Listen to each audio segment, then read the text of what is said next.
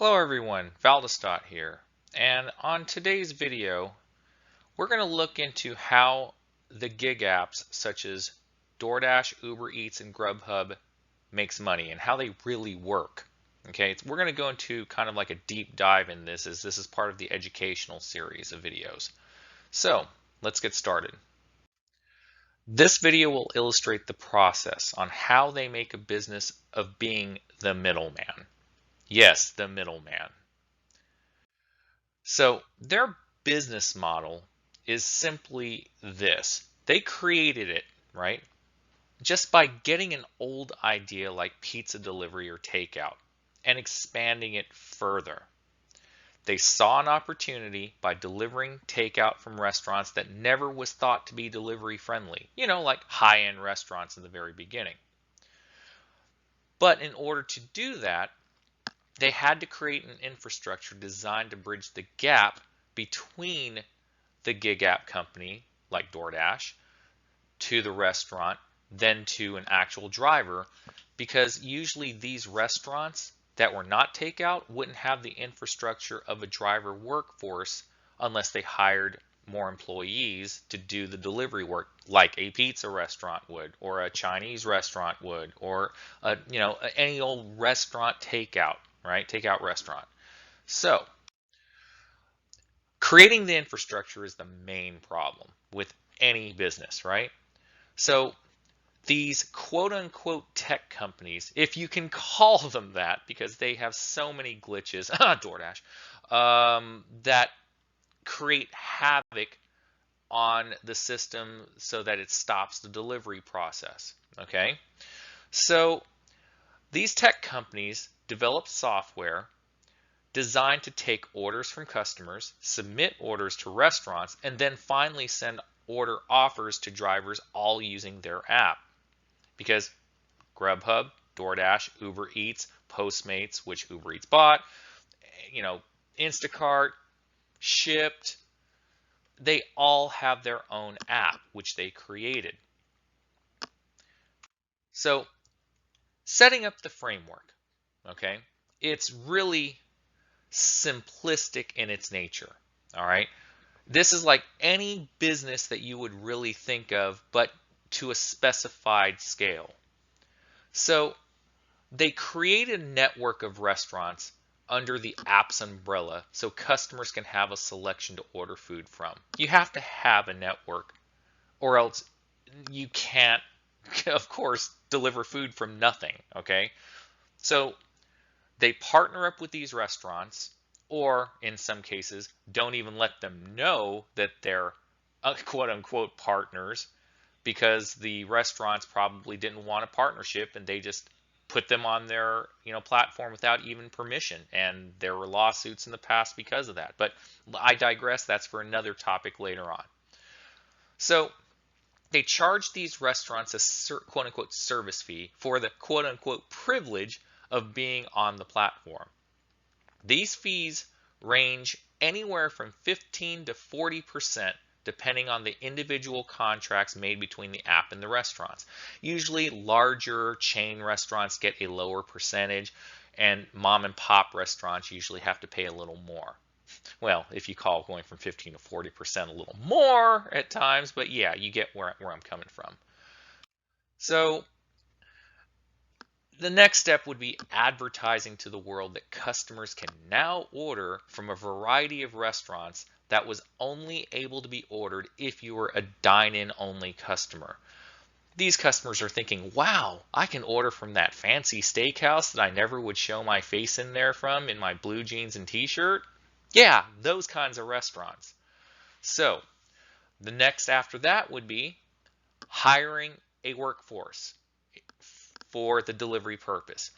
In this case, not as employees, but independent contractor drivers to fulfill the offers and take the orders from the restaurant to the customer. Because, you kind of need drivers if you want a delivery service. Duh. So, the next step would be charging customers a service fee when customers order food, right? from $2.99 to $10.99, which I've seen in various screenshots from, back in the past to today's world, right? And a delivery fee from free, $0, free, to God knows what, because it keeps changing from market to market. But I have seen examples as high as $9.99 for a delivery fee. And other applicable fees, quote unquote, applicable fees, such as taxes or city, state, locality fees, which we've all heard of lately because during the pandemic, these places, these cities were basically complaining that these gig apps were gouging their customers. So they put a cap on fees at like 10 or 15%. So you know what they did, the gig apps did after that? They just passed those fees on to the customers and called them locality fees. And they usually range from $1 to $2 per delivery. So these fees basically are used for paying the drivers and the majority of it making a profit. Here's why I said the majority of it to make a profit, not the drivers. Because if you didn't know, folks, they use customer tips. If a customer tips, because of all these high fees, as subsidizing the driver's pay. Yeah, that will be a topic at a later time altogether on another video. So the next step obviously would be to let the world know that, hey, we exist, use our service. So they advertise on TV, radio, and online to gain market share, because the gig app profit depends on order volume. Without order volume, they don't make their service fees. As I've said in many videos, all they care about is their service fees. They don't care about anything else except those service fees. The next step, obviously, they become literally like a bank. They become a transaction processor. Why? Because costs and fees have to be paid once they receive the payment from a customer. It has to go to restaurants to reimburse them for the food that they made, and it has to go to drivers to reimburse the drivers $3 or $2 base pay on, for the most part, and themselves. They have to pay themselves, right? So the next step is drawing up contracts for restaurants, because they got to protect themselves, right? So drawing up contracts for restaurants, customers, and independent contractor drivers that absolve them from nearly any wrongdoing or blame. Their contract literally protects them short of murder. If something wrong happens, they create absolution clauses and puts the blame on the other three parties, as they are simply the quote-unquote the facilitators of a transaction, and they are not at fault nor guilty, as they are only a quote-unquote tech company and not a delivery company. Yeah, they can do that, and they have done it, and they've gotten away with it. One of the last steps here, hire a third-party overseas customer driver support to handle mundane issues like refunding customers, tech support for restaurants, and problem resolution for drivers. Pretty much the least possible work for DoorDash corporate to ever get involved with. And you know who these third-party customer support representatives are, or driver support representatives are. And the last thing they had to do to get this framework finished is get the best possible public relations team to handle negative media attention. And God knows they've had that in the past. So this diagram, which I took from Google, okay, this is not my creation, okay, this is just an illustrative marketplace order of how it works. As you can see at the top, the consumer pays for the food, they pay for the tax. If they're gracious enough to give a tip after all those fees, right? Because look at the consumer fees, right? That cost of food and tax would have been, looks like $24.10. It jumped to $32.90, of which the merchant restaurant, the cost of the food was $22.40, right? The tax was $170, the same as what the consumer would have paid, but DoorDash charges a commission fee of $4, which the merchant, after all is said and done, keeps only 20 bucks, $20.10. But out of all that, DoorDash gets $32.90, pays the merchant $20.10, then pays the Dasher $7.90, probably like a $3 base pay, along with the $3.30 tip, which is literally $6.60. So there's a $1.30 missing somewhere from this equation. I don't understand it, but there's a discrepancy, and the Dasher gets $7.90 and DoorDash keeps $4.90, almost $5 for the order. This is what I mean by they basically just want high order volumes, because they make their money on every order. So this is what a customer would see on their costs of a standard delivery. Okay, now this is just an example I pulled off online. Royal Tea is the example. They ordered one $6.50 milk tea. The subtotal, $6.50. The regulatory response fee, which is the fee which I told you about, for the, city state, right? They charge $1.50 probably for the pandemic, 46 cents tax, $7.99 delivery fee, 98-cent service fee, $2.50 small order fee. I guess it has to be over $10 or a certain amount for this instance, right? And the customer graciously tipped $3 after all those fees. I mean, dear Lord, that's like I said, $13 right there. This is what a customer would see on their cost of a standard delivery. Note, $13.43 are in taxes and fees alone. No wonder a customer can only afford $3 tip or any tip at all, which is why some of the times we get 0 tip or a $1 tip or a $2 tip. That's literally like an under $5, offer, if you didn't know, which I'm pretty sure a lot of you do. So, when they're getting nickeled and the customers are getting nickeled and dimed, the drivers get very little of that pie. So, their business model is pure and simple.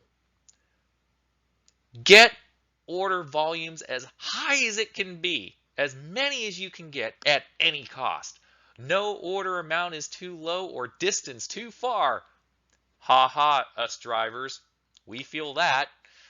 Create restaurant partnerships and charge as much as they can without losing a potential partnership. Yeah, I think they'd rather charge 60% versus 40% versus 15%, right? But they do that. They don't have a restaurant in their network. Expand their customer base by enticing customers with initial quote-unquote free delivery. Yeah, it doesn't last for free for very long. Lastly, start a subscription service that promises quote-unquote free delivery and other quote-unquote perks for a continual revenue stream. Yeah, just another way for them to make money without you even ordering food. Let me ask you all this. How many times, or what percentage of customers do you think orders more than twice a week?